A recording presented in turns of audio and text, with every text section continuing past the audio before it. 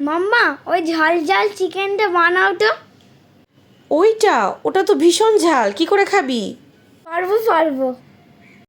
পিনাকের প্রিয় এই মুরগির মাংসটি বানানোর জন্য প্রথমে পেঁয়াজ বাটা, রসুন আদা বাটা, কাঁচা লঙ্কা কুচি, সেদ্ধ টমেটো, শুকনো লঙ্কা বাটা, হলুদ, ধনে গুঁড়ো, দুটো এলাচ আর দারচিনি নিয়ে মুরগির মাংসটা দিয়ে দিয়েছি। খুব ভালো করে মিশিয়ে নিতে হবে, কারণ এই মাখানোটাই আসল এই মুরগিটা রান্না করার জন্য। খুব অল্প সময়ে আর খুব সহজে যে কেউ এই রান্নাটি করতে পারে।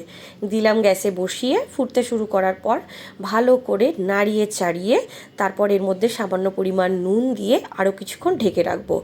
তেল জল পুরোটাই মুরগির মাংস থেকে বেরিয়ে আসবে। এইবারে আরও কিছুক্ষণ ভালো করে কষিয়ে নিয়ে দিয়ে দেবো চিনি, আর ঠিক 5 থেকে 7 মিনিট ঢেকে রান্না করে নিলেই তৈরি হয়ে গেল আমাদের মুরগির মাংস। গরম ভাতে কিন্তু রীতিমতো আহা!